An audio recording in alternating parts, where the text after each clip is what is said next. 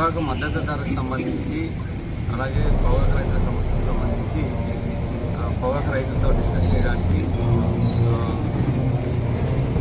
ఆంధ్రప్రదేశ్ రాష్ట్ర మాజీ ముఖ్యమంత్రి గౌరవనీయులైన శ్రీ వైఎస్ జగన్మోహన్ రెడ్డి గారు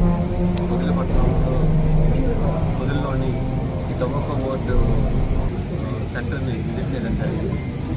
ఈ విజిట్లో భాగంగా సుమారు 965 మంది పోలీసులతో బందోబస్తు ప్లాన్ని తయారు చేసుకున్నాం. ఎకరాలను కూడా రాళ్ళతో దాడి చేయడం జరిగింది. ఈ దాడిలో అక్కడ ఉండే మహిళలు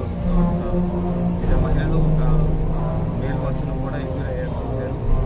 అలాగే అక్కడ ఉండే దీంట్లో ఉండే పోలీస్ పర్సన్స్ కూడా ఇంజూర్ అయ్యారు.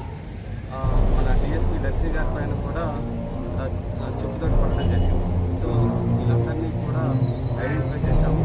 బస్సులో ఉన్న పోలీసులను ఎదుర్కొని లోపలికి రావడం జరిగింది. అలాగే బందోబస్తులో ఉన్న పోలీసుల పైన కూడా దాడి చేయడం జరిగింది. దాంట్లో భాగంగా అక్కడ కానిస్టేబుల్స్ కూడా గాయపడ్డారు. అలాగే అక్కడ ఉండే ఏదైతే పొగాకు బేళ్ళు ఉన్నాయో